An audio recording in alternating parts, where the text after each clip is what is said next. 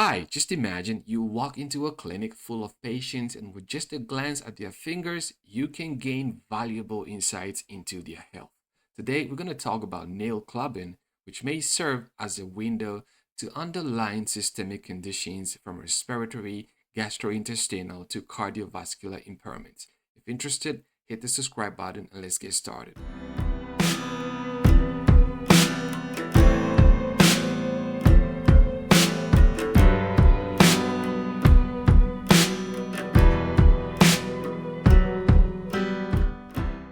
So, nail clubbing is characterized by a distinct enlargement or a bulbous growth of the connective tissues surrounding the distal phalanges of the fingers and toes, often giving them a rounded, as you can see right here, okay, drumstick or a watch glass nail appearance.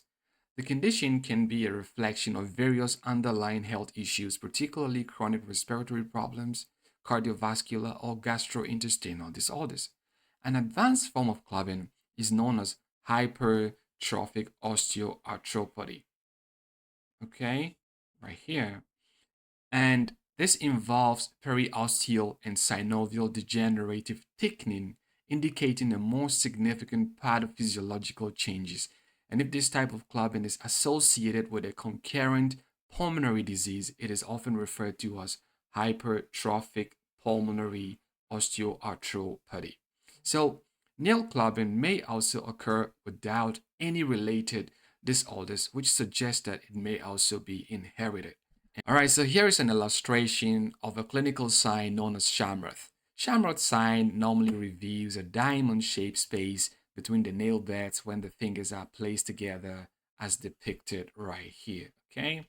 That is the diamond shape you see right here is what I'm talking about. This is a normal Shamroth window. In cases of nail clubbing, this characteristic shape is obscured. In other words, you can see that the Shamroth window is obliterated right there. And this is a sign of nail clubbing.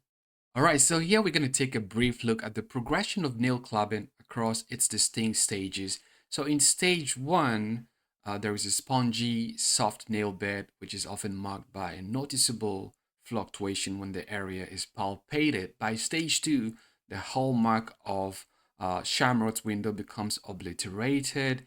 And as we advance to stage three, the enhanced convexity of the nail fold creates a striking parrot beak appearance. In stage four, right, the fingertips take on the rounded form, which makes it look like a drumstick appearance. Stage five is often used to represent the advanced hypertrophic osteoarthropathy, and here the nails adopt a shiny with some delicate skin striations. So together, these stages illustrate a significant transformation which deserves attention during physical examination. Now, here I want to say that hereditary clubbing can be very challenging to distinguish from acquired clubbing, as both may present with similar morphological changes in the fingers. Okay, however, key factors can help with differentiation, notably if clubbing has been present since childhood, for example, or if there is a strong family history connection. Nail clubbing often develops gradually and usually does not cause any pain. It is important to also highlight that localized congenital vascular defects may result in isolated or a unilateral nail clubbing. So, when investigating nail clubbing, it is essential to focus on identifying any potential treatable and reversible causes. If patient history indicates a hereditary basis for the clubbing, sometimes excessive further evaluation is typically unnecessary. To gather relevant information, inquire about any pulmonary or cardiovascular, along with gastrointestinal symptoms like bloody diarrhea, as well as systemic signs such as fever, weight loss, and night sweats. Additionally, explore family history as well as habits like smoking and alcohol use. A thorough physical exam should also aim to exclude conditions related to pulmonary, cardiovascular, gastrointestinal, or thyroid disorders. Now, depending on the findings, diagnostic tools such as electrocardiogram, echocardiogram, endoscopy, thyroid function test, chest x-rays, CT scans, complete blood count, and arterial blood gases may be warranted to guide further management.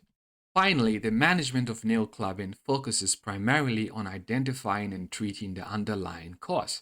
Additionally, if patients experience discomfort or pain related to nail clubbing, then appropriate pain relief options should be provided to enhance their quality of life.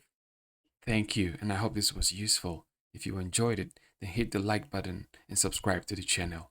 Bye.